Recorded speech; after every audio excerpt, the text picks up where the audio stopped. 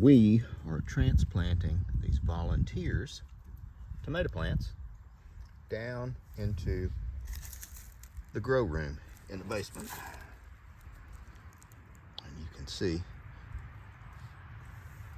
well, you'll see in just a minute. More to come. Hey guys, Darren here. Welcome to Mayhem Country Living. Yes, I'm the guy from the internet. We are transplanting some tomatoes, some volunteers that we got, and I thought, well, we've got the space downstairs before I start doing the hydroponics. We'll do some in the dirt as well. Might as well. We got the space and we got the lights, so let's see what we can do with them. So, I've already transplanted this one. This plant was about 8 or 9 inches tall, and I buried it. This one was about 8 or 9 inches tall, and I buried it far down. I'm trying to get rid of that. There we go. Had a earwig in there. It's going to really act up and wilt because I've taken part of the root system. I couldn't get all of it, and it should be fine. I've trimmed the leaves, and basically when you're doing a transplant like this, you can kind of get aggressive and just pinch that off. There we go. Because we're going to work on root development right now as opposed to leaf growth. And we're going to put it in there in some good hot lights, the Barina lights that I've got downstairs. And then we will let it come over its shock, and then we'll do a really mild fertilizer. Might go ahead and give it a real mild fertilizer right now, really dilute, just to kind of bring it back from the edge. Okay guys, now we're back. It has been about 5 minutes since I transplanted it, did that video, and brought it down here, and you can see already how distressed the plant is, the tomato plant. That's okay. It's going to look that way for 2 or 3 days, and it should perk up. This is one that has been down here for about 8 days, and I actually had it under much lower light just so it wouldn't shock itself out. And what I was talking about, trimming off the excess, there we go, because those are pretty much going to be dead anyway. There we go. That one was, I think 13 inches tall, because I measured that one, and I buried it about halfway down. And you can see it has a much thicker stalk. And I was very surprised to see this one come back. And it may still shock out. The smaller ones are even better. I could have just cut this one off at the ground level and put it in, and it would have done pretty good. But I was able to salvage part of the root system. Again, it's going to be shocked terribly, but this is what we got. And you can see I've got 2 of the Barinas. And I have them up high enough to where it's not going to really cause a problem. These are my ginger plants. I grow this, and I use this in the ginger turmeric tonic that I take every day. So we grow our own ginger, and hopefully we'll have a space soon enough to where I could do these year round and not have to just do them in small pots like this. But these things are doing well. These are more my wife's, the ornamentals that we're doing and selling. And that's going pretty good, as well as my little seed business. I'm selling vegetable seeds. You know, the organic heirloom. Of course, they're not GMOs.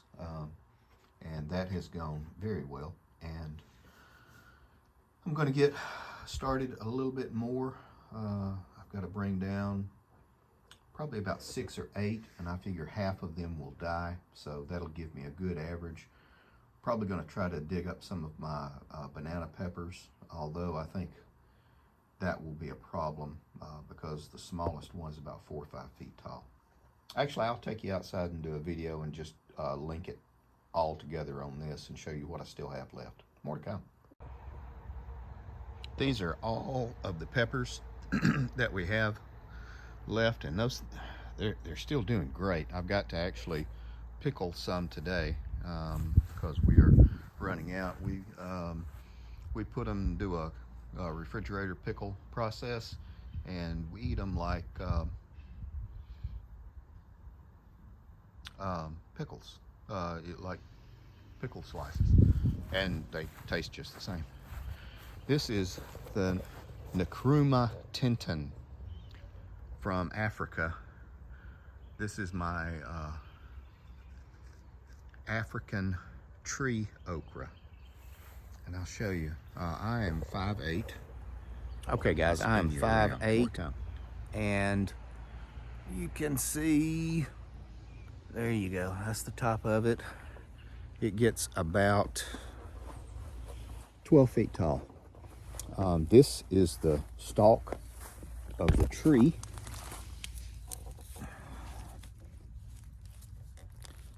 There you go. It's that big around. And this thing, this is actually 3 seeds. Put them together. But these things are huge. And they're perennial. They overwinter in areas that don't get a lot of freezing temperatures.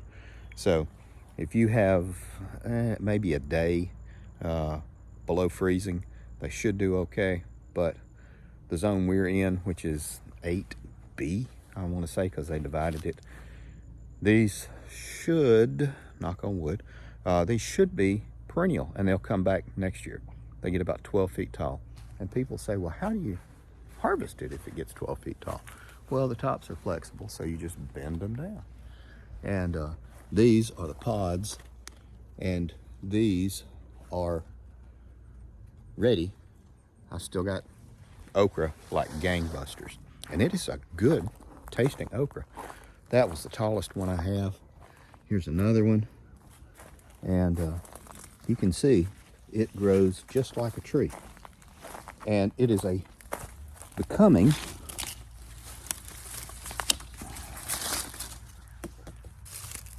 it is a hardwood now. So to get rid of this, you have to cut it down with a saw. It's not like the regular okra. I think I still have some of my other okra, and I'll show you the difference in the pod sizes. This is Clemson spineless, and this is the eaten size that you want for Clemson spineless okra. And this, now these are so big you have to get scissors. Let me see if I can get that one off. Bear with me here.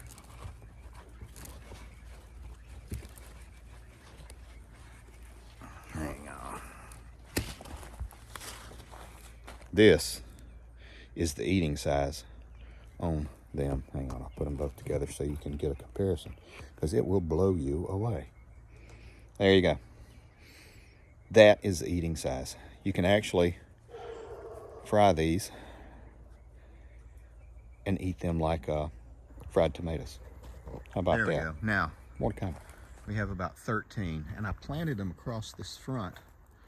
The thought being that we have some really, really hot sun come through here in this garden, and it doesn't need all of the sun. This will start casting a shade when they reach maturity. They're slow growing, so plant them as soon as you avoid any frost if you want them to be perennial. And they just grow, and you can see how many pods are on that one. Those are dry and ready for me to cut off and harvest and sell the seeds. And okay, that's one tree. I've got 13 of them. So that is a buttload of okra. Snake beans are still coming in, oddly enough. All the other beans have died. Of course, the basil is just all over the place. Can you say pesto? And the Russian purple peppers that we planted have been doing really well, and these are quite prolific. And that's the size. They're thick wall pepper, and they taste really, really good. And there's no heat to them. They have a good flavor though, so you can use them for cooking. trying to think what else. These are some more of the peppers that I have from the I think the Indies is where I got these seeds from. And these are very mild and sweet. Hang on, I'll say hi. That's great. It is not one of the hot peppers. Everybody confuses these with the Scotch bonnies, I think. Really sweet. Really sweet. There we go. Okay, guys, now we're back, and just wanted to show you what we're doing. Again, the video is going to be about the transplanting of the tomatoes and growing them indoors in the grow room, but kind of went a little sideways with the Nakumba Tintin. Oh, and these things are grown in Africa, and they are used to dry heat. So Alabama weather is ideal for these things. Well, there you go. And there. They could almost be an ornamental if you have a really nice area. But getting inside, I got a lot more to do. Thanks for watching. Thanks for coming, guy. Take care of your people, guys.